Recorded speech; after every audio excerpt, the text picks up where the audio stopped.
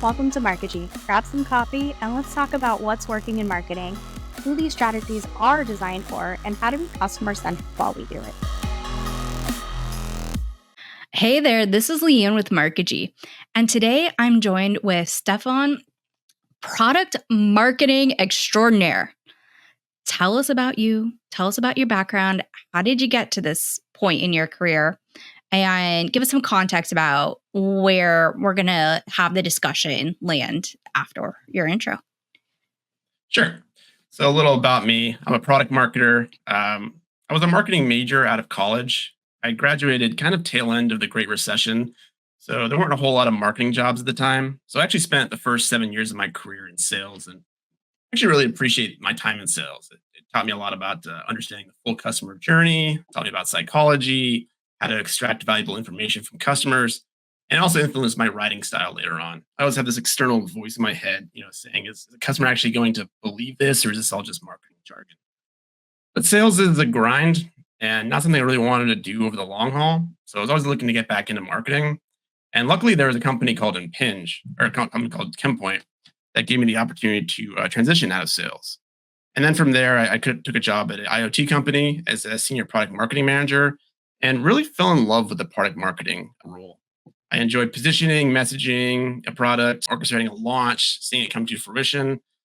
But unfortunately, was laid off about 3 months ago. So looking for what's next. And in the meantime, I've been enjoying posting on LinkedIn, making product marketing videos, and just like kind of relegating my years of battling alignment. And it's refreshing to be able to have a good idea, just be able to act on it. It's really been good to make good connections like with yourself, and just kind of keeping my creativity muscles strong. And so for my soapbox, I'm going to talk about two different things. There's a lot of talk on LinkedIn, other places about bad marketing in B2B. Generic, jargon-filled, confusing, and just missing the mark. And there's many things that cause this, but for me, I think there's two biggest factors, and I'll go over the two things and what I think that can help solve them. The first one's going to revolve around alignment, and the second one's going to revolve around kind of the lack of barrier entry that it takes to get into product marketing and the lack of exchange of ideas. So I'm happy to jump into it or take your feedback from there.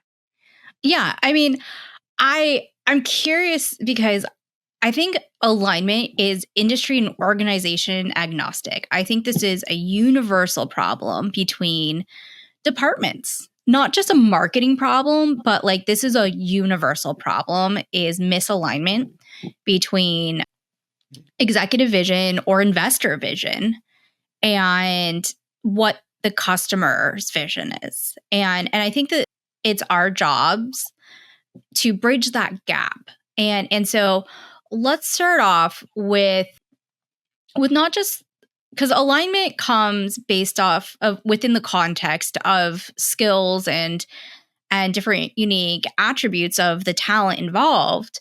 But let's come back to that and actually start off with your first point about what it takes to get into product marketing. Because I think there might be some controversy here. So let's poke at this bear.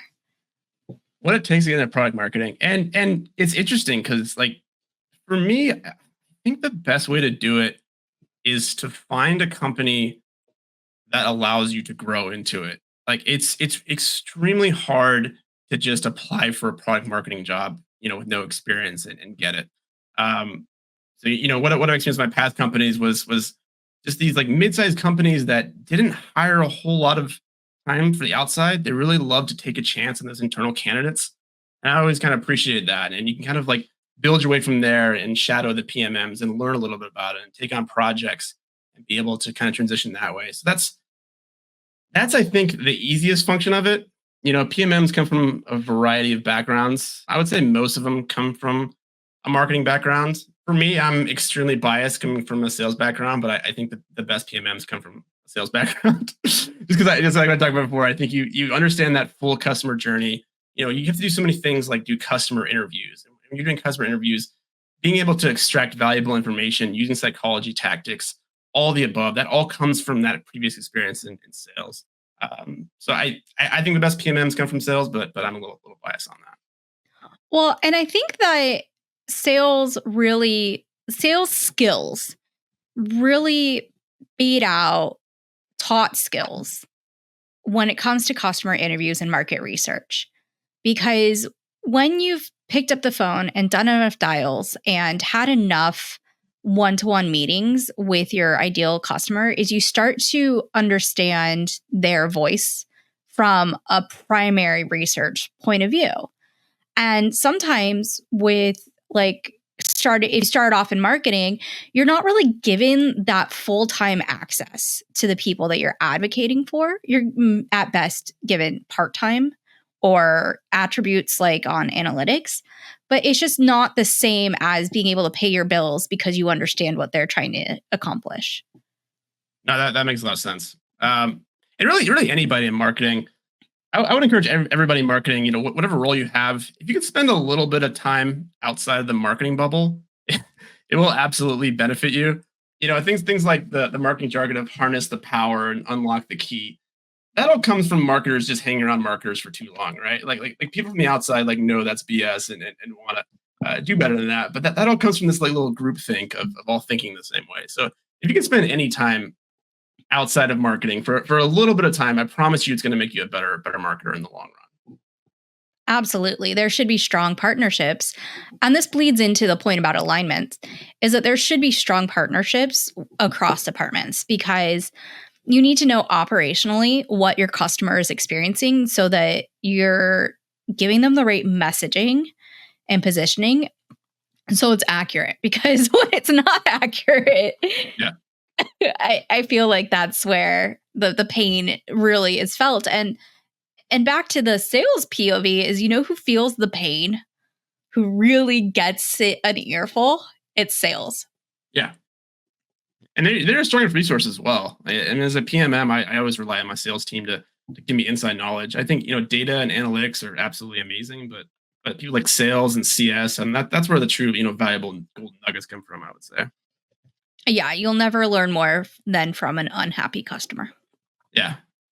And then, learn to empathize with your sales team. Even if you don't have sales experience, learn to know a little bit more about their jobs and their struggles and everything like that. Like I work for companies that have a more of a confrontational relationship between marketing and sales, and it's never fun and it never results in any good thing. Sales complains about the marketing leads and marketing complains about sales not being able to close the leads, and it's just kind of a back and forth. But when you have that harmony, when marketing and sales are on the same page, it really is a beautiful thing. Absolutely. Some of my best friends are sales directors or trainers or things like that. And so just from hearing their daily life and their struggles and comparing and contrasting our things, I've helped one of my friends two of my friends become superstar sales marketers and help them understand. They've gotten such great results. And vice versa. I think, there's a lot there to deliver value for the customer at the end of the day. Right. But before we started recording, you also mentioned kind of this idea about different industries.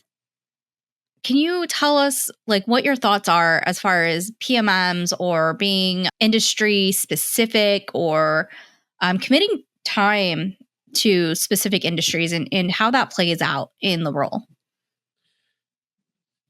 Yeah, and it's a challenge. And what I mean by that, so a lot of the times I think there's a lot of issues in product marketing because of stagnation of ideas. And I think that becomes because of the insanely specific industry and company type experience requirements that positions require.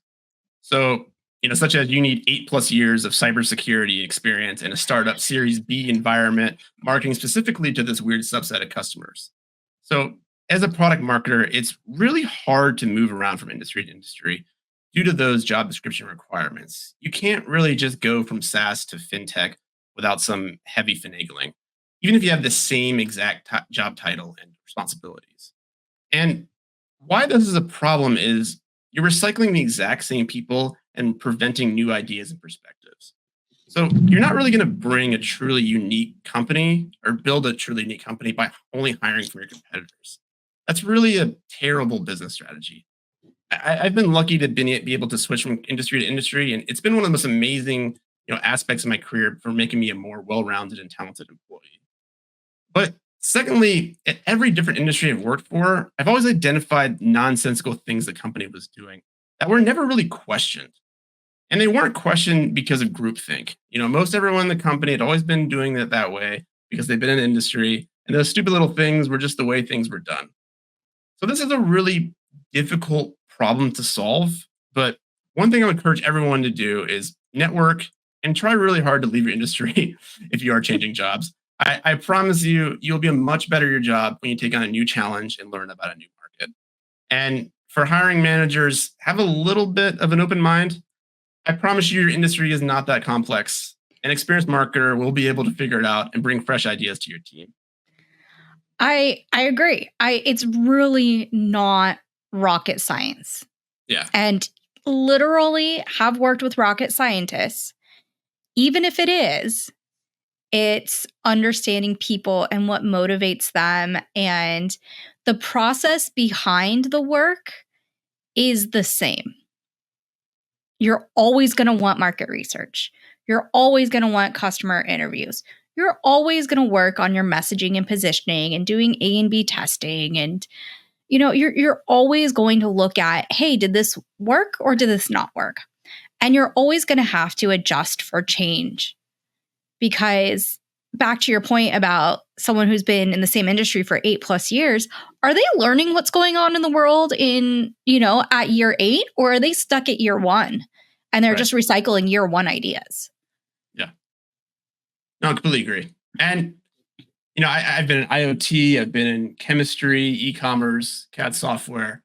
And I can tell you, the one of the least challenging aspects has been able to figure out about the new industry. That's never been like one of the big barriers. There's all sorts of challenges that come with a new company, but spending some time on YouTube and learning about the industry, or just talking to someone on the engineering team and figuring out some of the technical aspects, that's never been the greatest challenge. So yeah, I completely agree with you.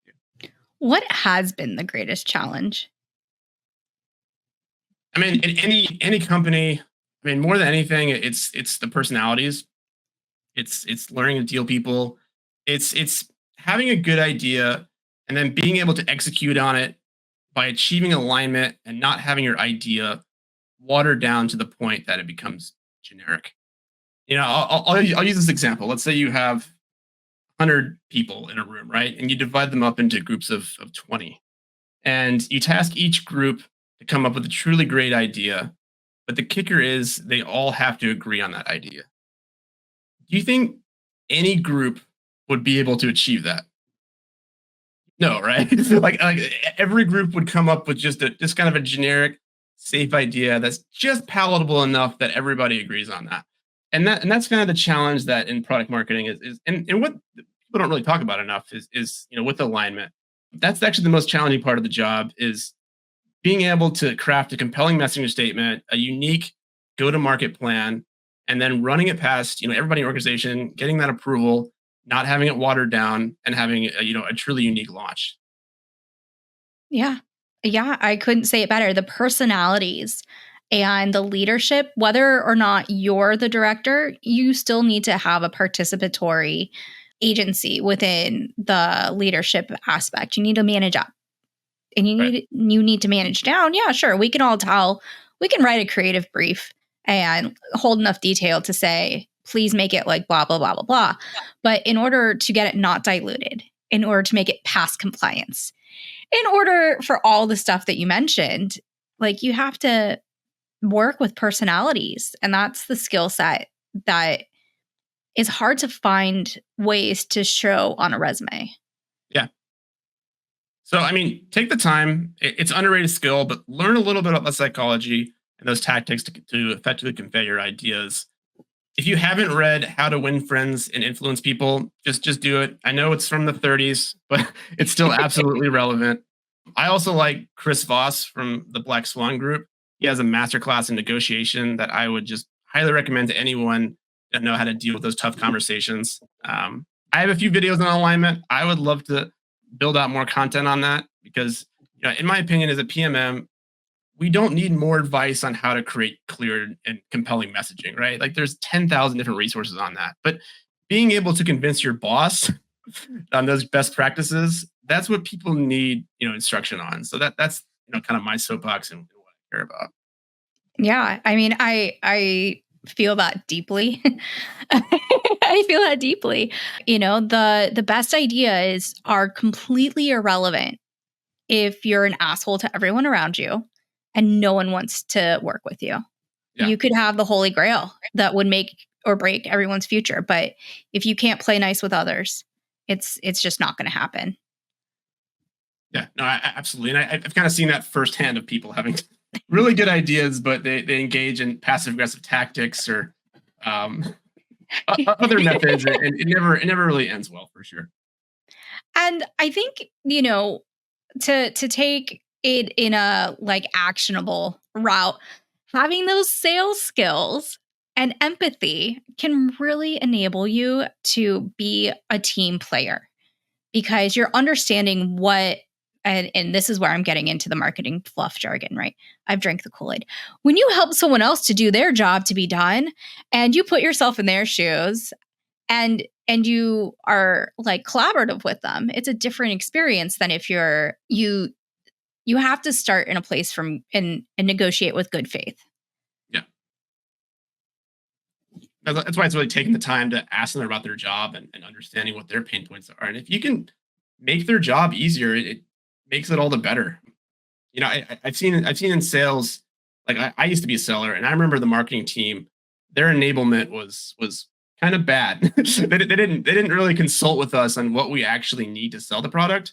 And I think that kind of led to the frustration with the marketing team. But I think like taking the time with them, I've heard recommendations on creating like a panel of sales team and actually, getting their thoughts on what they need for a launch. I think that's an amazing idea. But actually, talking to them, understanding their needs and producing good sales enablement material on what they need to actually sell. I mean, that's one of the fastest ways to build trust as a PM. It is. And sometimes it's learning the subtext of what they're saying and what their pain really is. And I liken this to children, right? And I apologize for, I'm not trying to infantilize any professional, but if you ask a child who is in the middle of a meltdown before bedtime, oh, what do you need? They're going to be like, they're going to come up with some random thing and they're feeling a pain, but what they really need is maybe something they don't have the language for or the self-awareness to identify. So it's having a really crystal clear laser focus on identifying what their pain really is instead of just being like, sales wants more slide decks. They don't feel enabled because they don't have enough slide decks. And you're like, they do. It's not the slide deck that's the problem. It's these other things. So then that takes a bit of experience and nuance, right?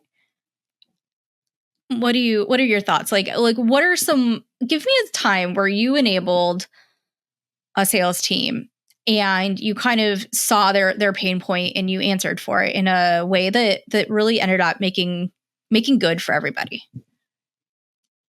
I feel like I'm job interviewing you. Apologies. It's a podcast. It's not that serious. Don't star me. Or do. I need to think about that. About like a good time I did something like that. Let me get back to you on that. Sorry, I'm blanking right now. I have a little PTSD from job interviews right now, so I'm like, oh, that's a job interview question. I don't know if I can. It is. Right. Apologies. We'll edit that out. It's job interview prep. All right.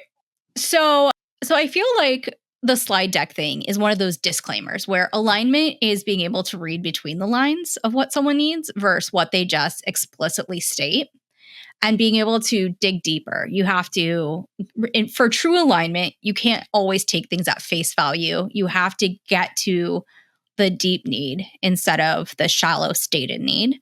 Sometimes they are the same. What is another time where, or way that someone could miss the point? Let's say someone's heard this podcast up to now and they're just off enough for it to be completely wrong. Just off enough to be completely wrong about alignment? About alignment or, being a PM and getting different industry experience. Where are some disclaimers? Where are we putting some asterisks? Sure. And for disclaimers, I think some people will listen to this podcast and think I'm advocating for, kind of anarchy in the corporate world because of I my, am. my issues with alignment. And I'm really not. You've kind of seen what happens when companies don't do enough thinking on ideas. You'll see Apple, recently with their new iPad advertisement, right? Checks and balances are needed on big ideas for sure. But I would argue if you're in a position of power, before you change an idea, you need to ask yourself, is this truly making the idea better, or do I have a bias for action and feel the need to put my stamp on something? Because a lot of the times when we're proving an idea, we feel like we have to make a change and add an input because otherwise, why are you there, right? But that bias for action is often unnecessary and leads to the watering down of good ideas. Absolutely. So, what I'm hearing is that you need to not let your ego get involved and not politicize it and say that this is good as is. It does not need my last touch on it. Yeah. You have to let things be instead of try to grab your piece of the credit pie. And that's extremely hard to do, right? If you're in an approval role or something like that, like just sending back a "oh, it's good" response, it feels lazy, right? It feels like I'm not really doing my due diligence. But sometimes you need to let ideas grow. Right? You need to offer your employees a little bit of independence and execute on ideas. A little bit of autonomy instead of micromanagement. I'm liking Right. this. I like this concept a lot. Another disclaimer I'm kind of curious about is there are definitely some situations where industry experience can be a differentiator that matters. Have you ever seen this? If not, I've got a story.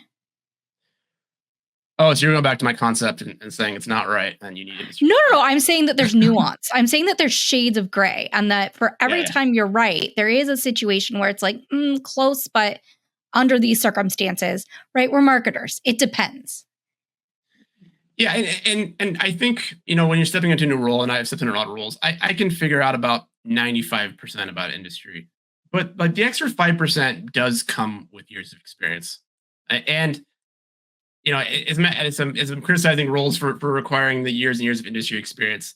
I will say you do want a team that's diversified, and you want someone that's been in the industry a long time, at least a couple of members, right? You don't want to build a team of complete newbies that aren't going to understand those kind of nuances a little bit. So while I think we need to be a little open-minded and make sure that we're including members from my diverse backgrounds, I'm certainly not advocating that industry experience is completely irrelevant, because those deep understandings that you just can't find readily on a training course, those are definitely valuable pieces of nuggets that go a long ways. Yeah. So my examples for that would be the people in the industry itself, right? So everyone's got their like professional reputation, and maybe let's say I'm going to keep this super duper vague because I'm not trying to throw shots at anybody. This is not a diss track. That, like, let's say you're looking for vendors, and one vendor at face value does and operates a certain way, and their marketing is really great because they're a marketing vendor. But what that looks like in real life might actually be quite a mess, and it doesn't deliver on the face value. And sometimes industry experience helps you not to stand on that specifically in mind, of knowing the key players and the people in the orbit and what it really looks like to collaborate or work or have them as a vendor. Yeah, and I can even tell you a story. So I was working in chemical industry, like chemical e-commerce platform, and I had to present to suppliers. And I'm a flashy marketer. I like to use gizmos in my presentation and just kind of make it pop a little bit. And I was going to apply the same strategy to suppliers, and I kind of saw their eyes kind of roll back a little bit, because I ended up kind of learning that the chemical industry is really old school, and they don't want to see that. They actually love just the standard boring PowerPoints, and so that's an example of a time that I probably should have taken some more advice from peers that have kind of presented suppliers before and understood those customers a little bit better. Yeah, I think that's a really safe example of just understanding presentation style preference. You know, some people care more about the spreadsheet and less about the deck, and vice versa. Some people care more about the story and less about the spreadsheet because they don't like looking at spreadsheets. Right. That's a good point. You know, I think that's a really great insight. So we're going to kind of shift things forward thinking. Going forward in the future, where do you think marketing is heading? Do you think that that's where it should go? What are your thoughts on the future? And it's really difficult. Like, so short term, I mean, we know where things are going. Customers want to move more towards self-serve. We're starting to see B2B companies do more things like transparent pricing on websites, interactive demos, calendar links to book an actual time with a sales rep rather than just filling out a form. Authenticity is more important than ever with more of the generative AI copy. But long term, it's really murky, and this is going to be kind of a lame answer, but I know AI is going to have an enormous impact, but I don't think anybody knows exactly how. And I'll offer an analogy on that. You know, think back 30 years ago to 1994, 1995. Do you think anyone could have predicted what the internet would be like nowadays? Do you think anyone could predict that there'd be teenagers making millions of dollars off recording themselves playing video games or uploading dance videos? Or, how about meme stocks? Would anyone predict that stocks of failing companies would explode because people are trading memes of online, right? It's not something that anyone would even really think about. And I put AI in that same bucket. It's going to have a massive shift, but in what way is TBD? The only thing I'll say about it, I've seen a few, LinkedIn posts from CMOs saying that they have banned their teams from using AI. And all I can say is that is a really great way to get left in the dust. Really the best thing we can do right now is just to keep learning and staying up to date on the latest changes. Yeah, absolutely. At the Reuters conference, there was one presentation about having your brand style guides include a prompt guide. And so that you can't stop people from using AI. They're gonna do it. They're gonna hop into Chat GPT. But one way to solve for this is to say, your prompts need to include these characteristics. Otherwise, it's going to be off brand. And they showed a major beverage companies advertising image, and they showed how, per our previous discussion about it being just off center, they showed an AI generated thing with a lot of the same attributes you'd think, but just wrong enough that it was off brand. And I think that's going to be part of the future, is being more cohesive and comprehensive with our rules and guidelines and suggestions to allow for that human nature. Yeah. Because it's still really tough. Yeah, I mean, it is a tool, and it's going to be really tough to see what the role that we're going to play in this, right? Generative AI is going to get better and better and better. So what happens when it does sound exactly human? What happens when the delves and the in the ever changing world, all that stuff gets eliminated and it does sound pretty identical to human? What role do we play in, and how can we still inject that emotion? And I wrote a post about this a while back, but I think we inject the weird, right? I think no matter what happens with AI, I don't think AI will ever be able to have an original idea. So I think still our part to play in marketing is to bring the weirdness to any kind of campaign, and that's going to speak to customers more and more as they know that most things are written by AI. They're going to see something that's a little bit off there and be like, okay, I can relate to this a little bit. Yeah, AI is never going to know the inside joke, and it's our job as marketers to know the inside joke. Right? We got to be clicky about our people. We got to be like that. That's so fetch, or we've got to be able to really hit that weird thing, that inside thing that's floating around people's minds but isn't explicitly stated. Yeah, it's that deep familiarity, that. It's not a family familiarity, because this is business. Businesses are not families, but it's that inside circle type of language. All right. And we think go. And we think about marketing as being a really creative role, but there's actually a lot of people in marketing that aren't that creative. And I'm not insulting that. I think there's a lot of data analytics, and a lot of people that go by the book and everything like that. I think that's going to play a little bit less of a role in the future. I think it's really the oddballs that can kind of inject that emotion into copy. I think those are the ones that are going to stand out. They're going to be a little bit more future proofed. Yeah, I think it's going to be the people with the soft but loud voices. You know what I mean? And Yeah. and the only way you get to be that brave and being able to hear the no and resilient is by being a little bit weird because you've heard a no before. You can't have skated through life getting yeses all the time over everything. You've got to be able to have the rejection insensitivity, the resilience to rejection, but still be kind and not angry or defensive. Yeah.